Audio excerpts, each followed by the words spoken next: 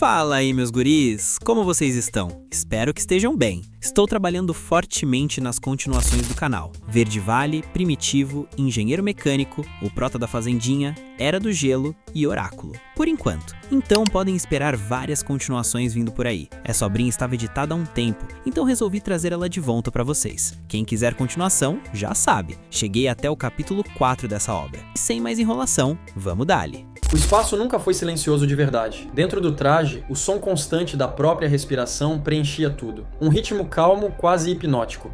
Pressão estabilizada, disse ele, olhando os dados no visor.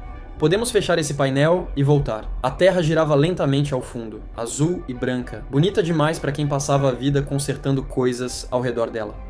Última manutenção antes do retorno, respondeu a namorada com um sorriso que ele não podia ver direito por causa do visor. Quando voltarmos, a gente conversa sobre aquilo. Ele soltou um riso curto. Aquilo geralmente significa problema. Dessa vez não, ela disse.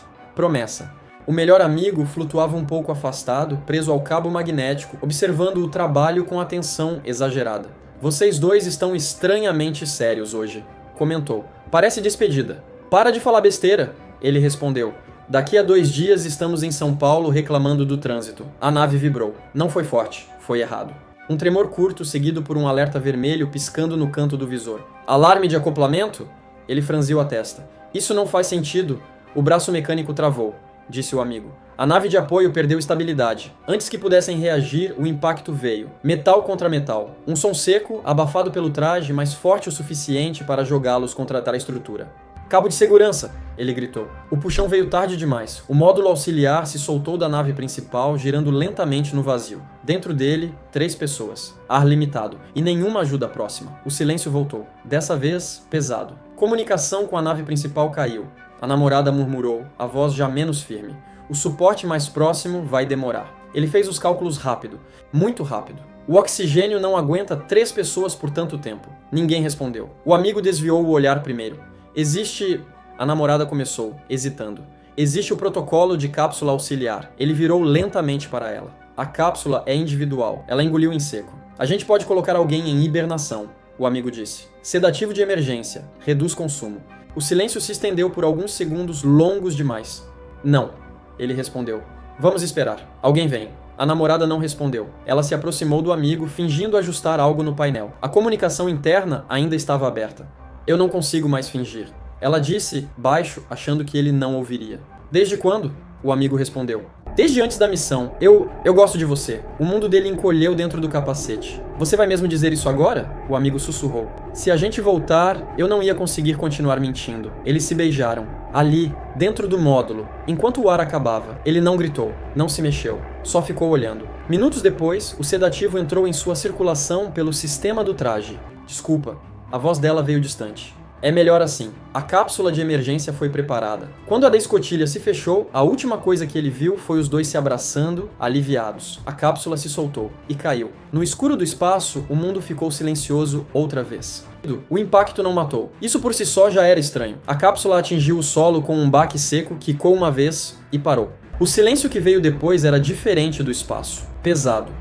Vivo. Dentro, ele demorou alguns segundos para abrir os olhos. O visor do capacete estava trincado. Luzes piscavam em vermelho. O painel interno mostrava números que ele preferia não ler. Claro, murmurou. Quando tudo dá errado, sempre dá errado o suficiente. Tentou se mover. Doía, mas respondia. Ele acionou a liberação manual da cápsula. Nada. Forçou outra vez. Um estalo metálico respondeu e a escotilha se abriu com dificuldade. Ar entrou. Ele congelou. Respirou com cuidado. Esperando ardência, esperando dor. Nada. Inspirou mais fundo. E o quê? O ar era normal, fresco, levemente seco, cheiro de terra e algo parecido com grama. Isso não faz sentido nenhum. Destravou o capacete devagar, como quem espera uma explosão invisível. Quando o retirou por completo, nada aconteceu. Ele respirou livremente. Tá, disse, olhando em volta. Isso oficialmente passou do limite da improbabilidade aceitável. Saiu da cápsula com dificuldade. O chão era rochoso, avermelhado, vegetação baixa se espalhava em manchas irregulares. No céu, 2 luas, uma maior, outra menor, flutuavam lado a lado. Nenhuma construção visível. Não é a Terra, murmurou. Mas também não é um inferno. Decepção. O traje apitou. Bateria crítica. Sistema de água quase zerado. Ele analisou o horizonte. Depois de alguns minutos andando, percebeu algo ao longe. Estruturas verticais, linhas geométricas demais para serem naturais. Cidade, concluiu. Ou algo perto disso. Começou a andar. Cada passo parecia mais pesado que o anterior. O sedativo ainda cobrava seu preço. A garganta ardia. Só chegar lá, resmungou. Depois eu reclamo da traição. A visão começou a falhar. Foi quando ouviu vozes. Ele levantou a cabeça, tentando focar. Figuras se aproximavam, humanas demais para serem humanas. Pele azul, outra verde. Uma terceira com um tom vermelho suave. Todas mulheres. Isso é alucinação. Ele concluiu. Claramente. A última coisa que viu foi uma delas se abaixando à sua frente, olhos claros analisando-o com curiosidade intensa. Ele está vivo, disse ela, em uma língua desconhecida, que, estranhamente, ele entendeu. Claro que estou, murmurou antes de apagar. Infelizmente. Ele acordou sentindo o corpo pesado, abriu os olhos devagar, esperando dor, luz forte, qualquer coisa. O que encontrou foi olhares, muito próximos. Pele azul, outra verde. Uma terceira com um tom vermelho suave, todas mulheres. Isso é alucinação, ele murmurou. Claramente. Tentou se mover, e conseguiu. Sentiu o tecido. Olhou para baixo, estava vestido.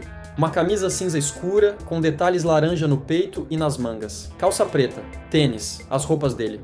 Ok, disse baixo. Pelo menos não me acordaram nu. A verde inclinou a cabeça. Essas coberturas, disse ela, estavam dentro do seu objeto de queda. Cápsula, corrigiu. E sim, são minhas. Não são feitas aqui. A azul comentou, observando com atenção. Nunca vimos tecidos assim. Bom, ele suspirou. Vocês também nunca viram muita coisa hoje. Ele não percebeu quando começou a entender. Só parecia natural demais para questionar. As três continuavam olhando. Não para o rosto, para o corpo. Vocês vão parar em algum momento? Perguntou. A verde se aproximou, curiosa demais para o próprio bem. Seu corpo é estranho, disse sem malícia. Não segue o padrão. Eu tenho ouvido isso bastante ultimamente. Existe uma estrutura externa, completou a azul, séria. Mesmo coberta, é perceptível. Ele engoliu em seco. Ok, regra nova, não comentar a anatomia de visitantes. A vermelha cruzou os braços. Não é comum termos visitantes, nem corpos assim. Sorte minha, ele respondeu. A verde tocou de leve o tecido da camisa. Essas roupas escondem muito. Essa é a ideia. Ela franziu a testa. Por quê? Ele pensou por um segundo. Porque no meu mundo, a gente prefere não ficar olhando o tempo todo. As três ficaram em silêncio. Estranho. A azul concluiu. Vocês não têm roupas assim? Ele perguntou. Não precisamos, respondeu a verde. Nosso corpo nunca foi um mistério, ele soltou uma risada curta. O meu claramente é. O vento balançou as tendas ao redor. Nada de máquinas, nada de metal. Só tecido, pedra e fogo. Onde exatamente eu caí? Ele perguntou. Perto da cidade, respondeu a azul. Mas você ainda não pode entrar. Por quê? As três se entreolharam. Porque você é único, disse a verde.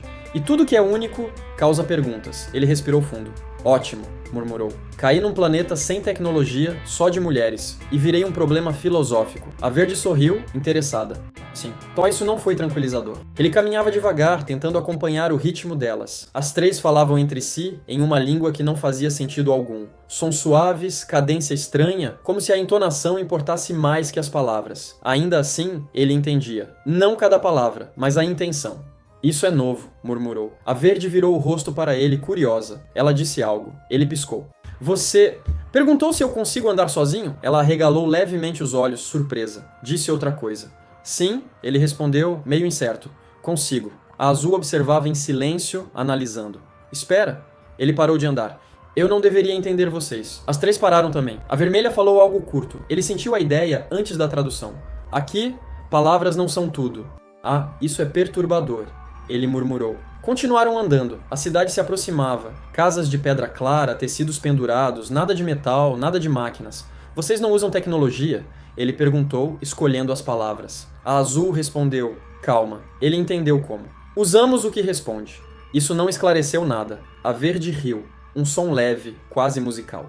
Ele percebeu então que quanto mais relaxava, mais claras as ideias ficavam. Quando se agitava, tudo virava ruído. Então, disse... Se eu entrar em pânico, eu paro de entender vocês? A verde assentiu, animada. Ótimo, ele suspirou. Porque eu faço isso com frequência. Quando chegaram à entrada da cidade, os olhares começaram. Mulheres de várias cores paravam para observá-lo. Ele sentiu as ideias vindo em ondas. Curiosidade, estranheza, interesse. Ok, murmurou. Isso definitivamente não é a Terra. A Azul falou algo mais firme. Ele entendeu. Ele fica sob nossa responsabilidade. Responsabilidade soa melhor do que captura. Respondeu. A vermelha se posicionou levemente à frente dele, instintivamente bloqueando alguns olhares. Ele percebeu a intenção. Proteção. Obrigado, disse mesmo sem saber se ela entenderia. Ela entendeu. A construção circular surgiu à frente. Aqui, a Azul disse. Ele respirou fundo. Então é assim que funciona? Murmurou. Eu não entendo a língua de vocês. Fez uma pausa. Eu entendo vocês. As três o observaram interessadas, e pela primeira vez desde a queda, ele sentiu que não estava completamente perdido. Então é isso, rapaziada. Acabou nosso Protinha e suas alienígenas. Comenta aí, o que você faria nessa situação? Essa obrinha foi feita até o capítulo 4. Quem quiser continuação, deixa aquele like e se inscreve. Isso ajuda demais o canal. Até o próximo vídeo e fui!